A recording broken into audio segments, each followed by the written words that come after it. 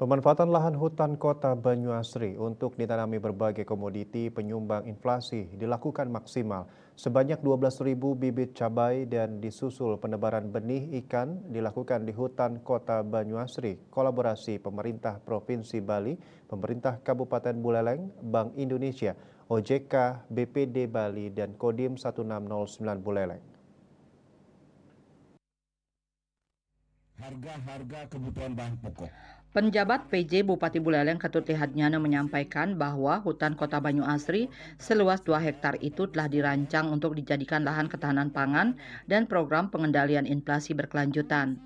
Aksi ini menjadi motivasi dan kebanggaan PMK Buleleng dikarenakan seluruh proses pembersihan lahan sampai dengan penanaman bibit cabai dan penebaran benih ikan tidak menggunakan APBD PMK Buleleng.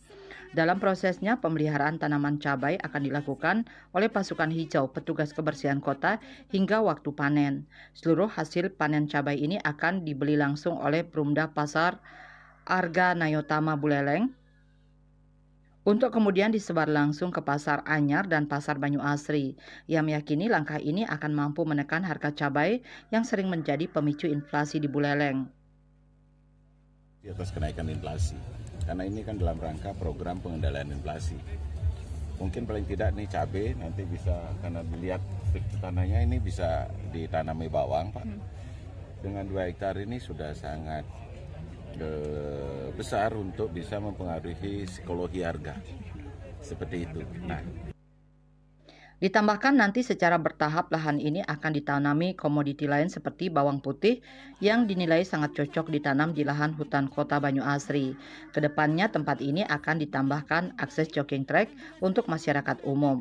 Sementara itu, Sekda Provinsi Bali Dewa Made Indra secara tegas menyampaikan dukungan penuh kepada PMK Buleleng terkait pemanfaatan lahan untuk dijadikan program ketahanan pangan dan pengendalian inflasi. Aset tanah milik Pemprov Bali yang berada di ujung barat dan timur Buleleng diberikan lampu hijau untuk dapat dimanfaatkan layaknya seperti lahan hutan kota Banyuasri. Lalu kita pantau apa sih produk apa, komoditi apa yang memicu inflasi di Bali. Kita lihat ya, ada beberapa komoditi yang secara rutin ya atau secara berkala memicu inflasi. Yang pertama saat ini tentu beras ya. Kemudian yang kedua adalah cabai, yang ketiga adalah bawang putih. Ya. Ini adalah seringkali menjadi komoditi yang memicu inflasi.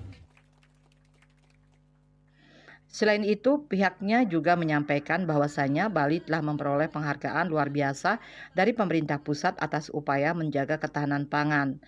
Bali menjadi yang terbaik di Indonesia sebagai daerah dengan indeks ketahanan pangan IKP terbaik 1. Yasri Yuli, Bali TV.